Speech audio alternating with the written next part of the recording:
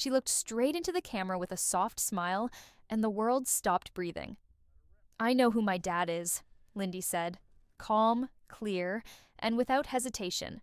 Those 6 words, spoken so innocently, have shattered the silence Heartland kept for years. Fans were stunned. Could this be it? Could season 19 finally be hinting at the return we all dreamed of, but never dared to expect? Because Lindy didn't just speak the truth, she may have reopened a door long thought closed. And now, everything is changing. Heartland has always been a place where silence speaks louder than words, where emotions live in glances and grief hides behind daily chores. Life on the ranch moved forward slowly after Ty's passing. Amy, though still carrying the weight of his memory, built a world for Lindy that was safe, full of love, and grounded in truth. Or so she believed. But in the quiet corners of childhood, where dreams whisper truths adults ignore, Lindy was listening to something far deeper than bedtime stories.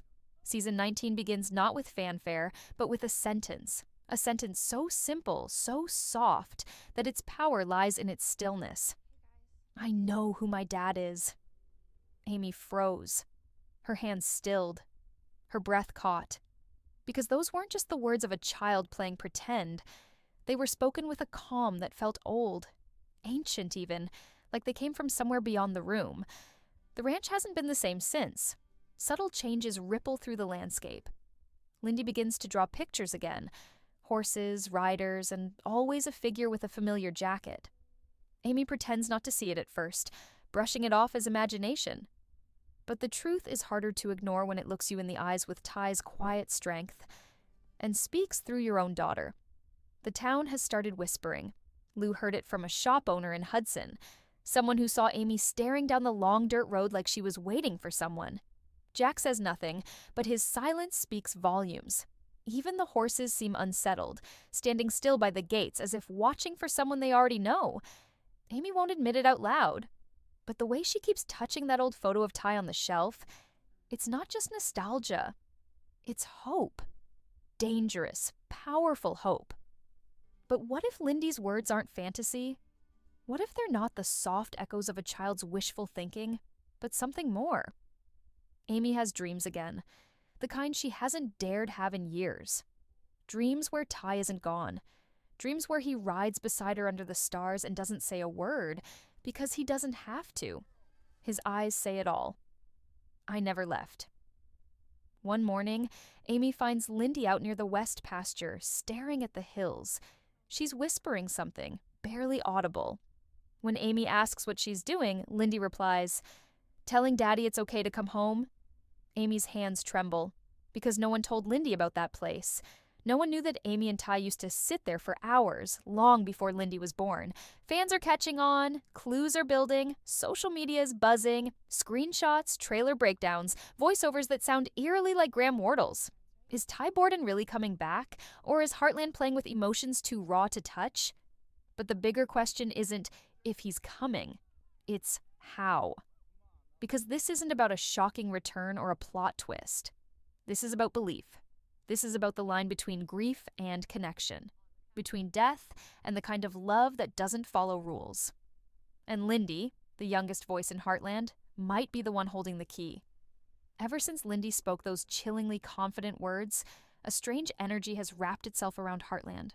The kind you can't see, but you can feel, in the way the wind moves through the trees, in how the horses react to silence, and in the quiet looks exchanged at the dinner table.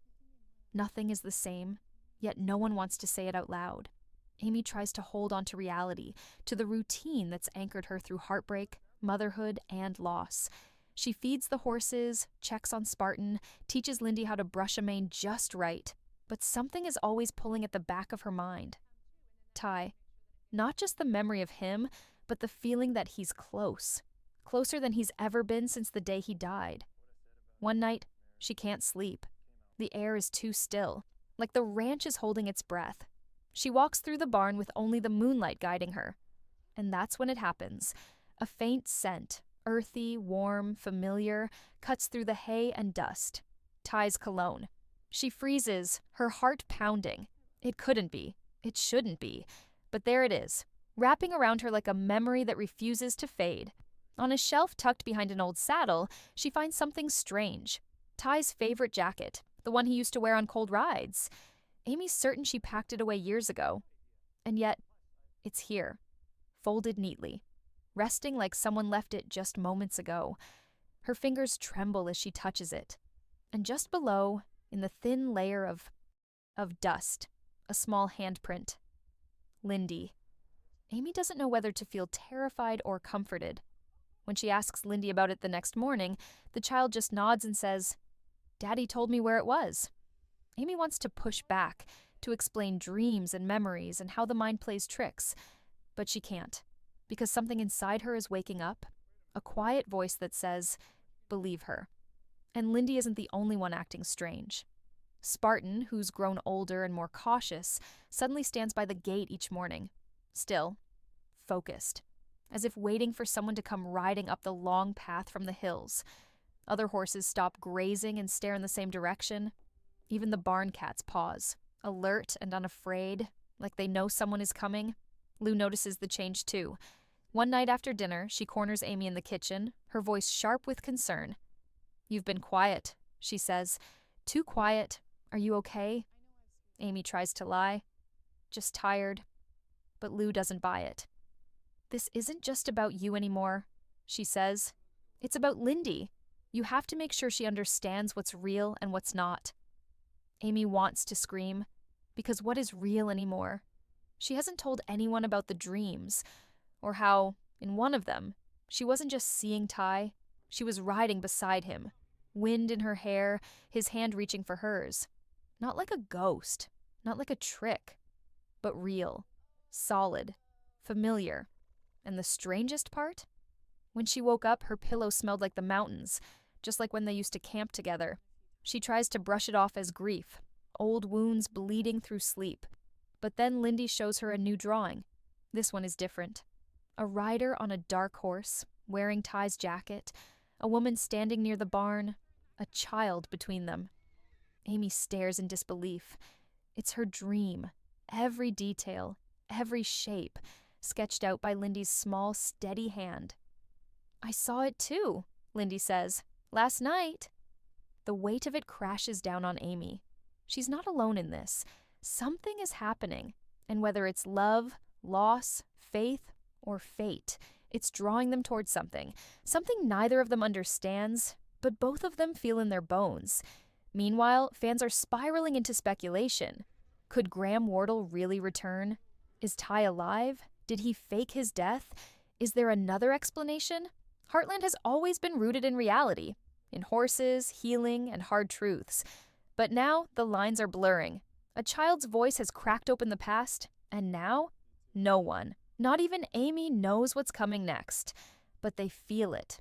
Just beyond the hills, hidden in shadows and whispers, something is returning. Amy used to think healing was about moving on, keeping her feet on the ground, eyes forward, never looking back. That's what she taught herself after Ty died. It was the only way to survive. She told herself stories, built walls, and buried her grief so deep that even her closest friends couldn't reach it.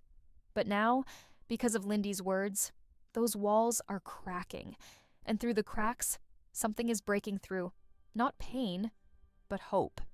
The kind of hope that's dangerous. Amy tries to stay steady, but the signs are too many now. Lindy speaks of Ty with confidence, not longing. She doesn't say, "I miss him." She says, "He's near." Her drawings aren't abstract anymore. They're detailed, specific, the kind of detail a child couldn't guess on her own. She describes his laugh, the way he rides, the jacket he wears, even the small scar on his hand. Amy never told her those things. How could she know? And the dreams, they're no longer occasional flickers. They're becoming a part of Amy's nights. She dreams of Ty walking through the barn, saddling a horse, looking back at her with eyes full of quiet strength. In these dreams, he doesn't look like a memory. He looks alive. Real.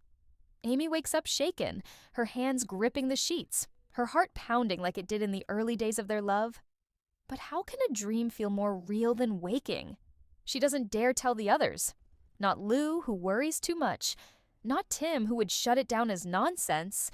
Not even Jack, though she knows he sees the change in her.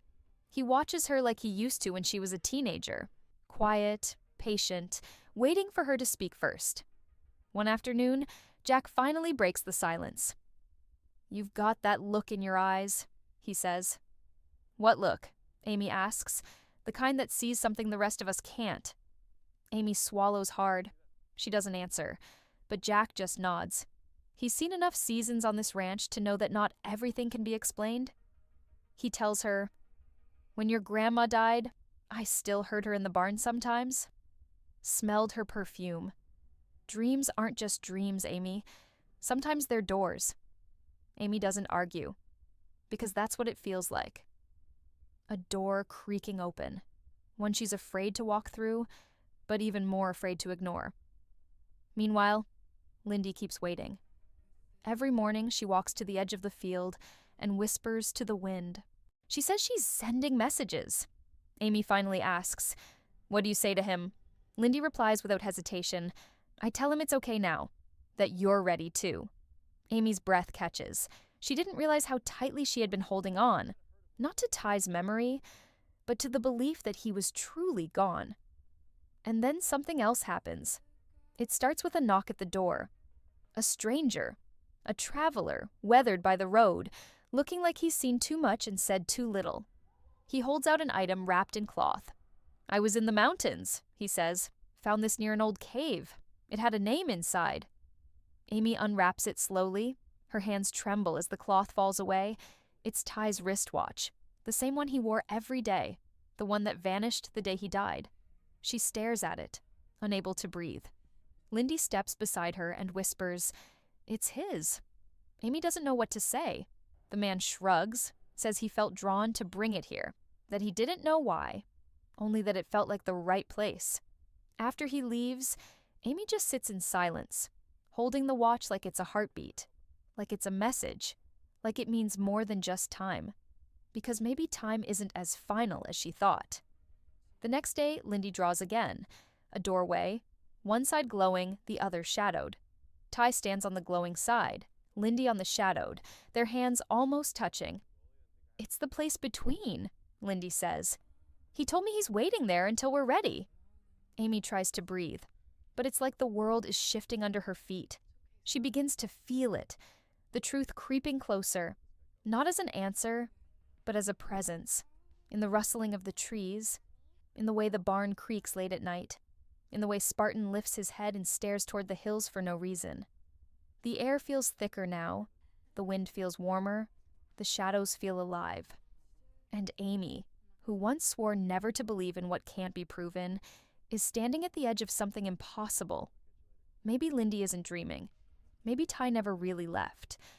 But if that's true, then the question isn't if he's coming back. Night falls over Heartland like a soft, familiar blanket. But tonight, the ranch doesn't feel familiar at all. It feels still, not empty, but full. Full of something unseen, something ancient and quiet. The stars hang low, the wind barely moves, and every shadow seems to lean in and listen. Amy stands by the window, her hands resting on the wooden frame, her eyes fixed on the distant road. She doesn't know what she's waiting for anymore. A sign, a sound, or maybe just the courage to believe. Lindy's words still echo in her mind.